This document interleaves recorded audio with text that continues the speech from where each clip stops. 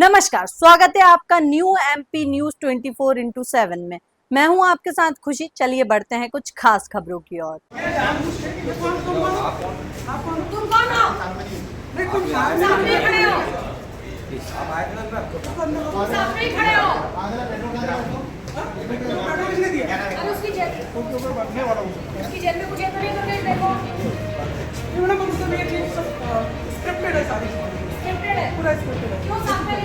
ये कौन है? ये व्यक्ति कौन है? ये साथ में आया जो मस्ती कर रहा हूँ सर। ये तो बहुत साफ से बदतमीजी करता है, बड़े साफ से बदतमीजी करता है।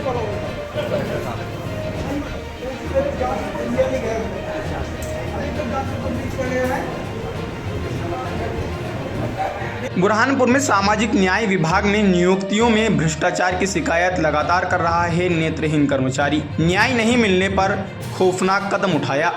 एडीएम वीर सिंह चौहान ने त्वरित जांच के आदेश दिए। बुरहानपुर में मंगलवार को आयोजित जन सुनवाई में हाई प्रोफाइल ड्रामा सामने आया। सामाजिक न्याय विभाग के अधीन विकलांग पुनर्वास केंद्र में पदस्थ नेत्रहीन कर्मचारी ने अपने एक सहयोगी की मदद से जन सुनवाई में बैठे एडीएम, डिप्टी कलेक्टर व अन्य प्रशासनिक अफसरों के सामने खुद पर पेट्रोल डालकर आत्मदाह करने का प्रयास किया। नेत्रहीन कर्मचारी के इस कदम से हड़कंप मच गया। डिप्टी कलेक्टर पल्लवी पौराणिक ने शिकायत लेकर आए नेत्रहीन कर्मचारी को कुर्सी पर बैठाया, जबकि उसके सहयोगी को बुरहानपुर तहसीलदार ने हॉल से बाहर कर दिया। इसके बाद भी हंगामा चलता रहा। दरअसल जिला विकलांग पुनर्वास केंद्र में पदस्थ नेत्रहीन कर्मचारी मुकेश डहारे 4 महीने से यह शिकायत कर रहे हैं कि विकलांग पुनर्वास केंद्र में हाल में कुछ नियुक्तियां हुई हैं, वह नियमों के विरुद्ध हुई हैं। उनकी मांग है कि सारी नियुक्तियां निरस्त की जाए या नियुक्त नए कर्मचारियों के दस्तावेज उन्हें उपलब्ध कराए जाए। जन सुनवाई में मौजूद एडीएम वीर सिंह चौहान ने कहा, शिकायतकर्ता एक शासकीय कर्मचारी है, अब इसकी त्वरित निदान किया जाएगा। उधर सामाजिक न्याय विभाग के उप संचालक का कहना है कि नियुक्तियां सारे नियमों के अनुसार की गई हैं। कलेक्टर द्वारा गठित समिति ने इसका परीक्षण किया है। कलेक्टर को अपनी रिपोर्ट दी है, लेकिन यह कर्मचारी किसी बाहरी व्यक्ति के बहकावे में यह सब कर रहा है। सामाजिक न्याय में एक कर्मचारी है, उनके द्वारा एक आवेदन दिया था कोई जांच के लिए। उसकी जांच रिपोर्ट अभी यहाँ पे आके अपने आप पेट्रोल डाला तो पेट्रोल डाल लिया था सर उसने? पेट्रोल डाले, उसकी जांच कर रहे हैं। अभी उसका आवेदन पहले भी दिया था। साथ में कोई एक और अन्य एक भी कर्मचारी उसको लेकर उनको भी हम कार्रवाई करेंगे, जेल भेजेंगे उसको।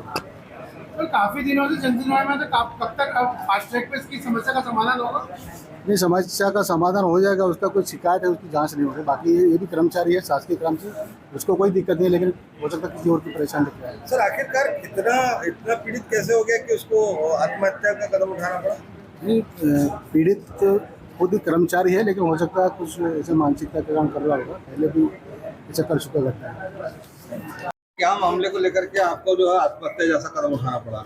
देखिए, मैं 4 महीने से परेशान हूँ, जो कि तुषार मांझी और संदीप पवार और नीसू जांगड़े, इन्होंने इनकी जो पूरे बुरहानपुर वाले की मैं पूरे साक्षात दे सकता हूँ। अगर आप मेरा नंबर नोट करना चाहते हो या कहीं मुझे बुलाना चाहते हो तो मैं बिल्कुल आपको एक पूरा डॉक्यूमेंट्स पूरा उपलब्ध करा सकता हूँ। आपकी क्या पीड़ा थी जिसके कारण आपने क्या किया अभी यहाँ पर? मैंने यहाँ पे जन सुनवाई में पेट्रोल डाला क्योंकि मैं परेशान हो गया था मानसिक तरह से कि मैं बार बार जांच रिपोर्ट के पीछे। मैंने कलेक्टर साहब से भी मिला, कलेक्टर साहब ने भी बोला कि आपको जांच रिपोर्ट मिल जाएगी। अब उन्होंने समिति बना दिया गया था, लेकिन अभी तक मुझे जांच रिपोर्ट नहीं दिया गया। और हमारे जो दुर्गे सर बोलते हैं कि कोषाध्यक्ष के पास है, तो मतलब डिप्टी कलेक्टर के पास है, तो मार्क होके आएगी तब आपको दिया जाएगा। तो मेरे लिए तो आचरण का लेटर सवाल उठा रहे हैं। पहले बताओ ना, जो भावना वित्तल जो मैडम थी, उन्होंने एससी ने स्टे पर कितने जारी किए थे, वो अगर उनकी फाइल मंगाइए।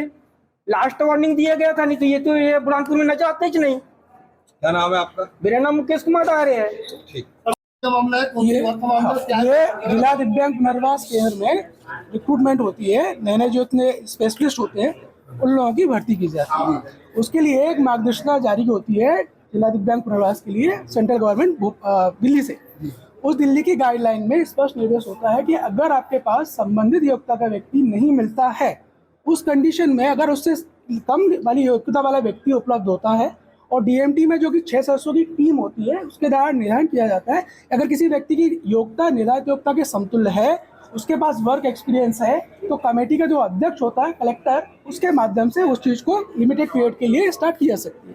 ये जो भर्ती हुई है, ये इसके द्वारा जो मुद्दा उठाया गया है, ये 2021, 2021, 2022, 2023 और 2024 के जो पॉइंट थे उनको उठा के इसने चीज़ों को लिया। इसके पीछे एक व्यक्ति और है खंडवा का, अशोक बारेवाल नाम का व्यक्ति है, और यहाँ पर एक पूर्व में रश्मि शेख करके एक लेडीज हुआ करती थी, उसके जो हस्बैंड थे हसीबुर रहमान, शायद मैं समझ वर्तमान में उनको जिले से स्थापित भी किया गया, इनके द्वारा आरटीआई लगाई जाती है। आरटीआई लगाने के बाद वो जो आरटीआई होती है वो खंडवा पहुंचाई जाती है, और डॉक्यूमेंट किसी व्यक्ति के, जैसे मेरे निजी दस्तावेज, तो मेरे निजी दस्तावेज वो मैं वही बता रहा हूँ कि आप जब तक आप खुद स्वयं चीज़ों को ना देखें समक्ष में, क्योंकि दिव्यांग व्यक्ति है, तो दिव्यांग व्यक्ति जो भी व्यक्ति बोलेगा तो उसको कंसिडर किया जाएगा। तो मेरा आपसे एक अनुरोध है कि आप कोई डिसीजन लेते हैं उससे पहले आप जो दस्तावेज, मूल दस्तावेज है वो कदम उसने उठाया, ये एक चीज बताइए, एक दिव्यांग व्यक्ति जो है, बहुत ज्यादा परेशान हो गया। देखिए 6 महीने से मैं मेंटली परेशान हूँ, क्योंकि मेरे को भी दिव्यांग व्यक्ति, मेरा खुद डिपार्टमेंट जो है दिव्यांग व्यक्ति को हैंडल करता है, तो मैं भी उसके पीछे सहानुभूति करता हूँ। अप्रैल में 18 अप्रैल को ये व्यक्ति मुझे धमकी देता है, 3 अप्रैल को ऑडियो रिकॉर्ड है, और 4 तारीख को प्रताड़ित करने की शिकायत डालता है। फिर उसके बाद एक दस्तावेज निकाल के लेके आता है कि ज्वाइंट चैरिटेबल, आप जानते होंगे कि ज्वाइंट चैरिटेबल ट्रस्ट 2020 में मान्यता प्राप्त है। ये व्यक्ति एक सीधा आरोप लगाता है, वो व्यक्ति जो संस्था है वो मानता ही प्राप्त संस्था नहीं है।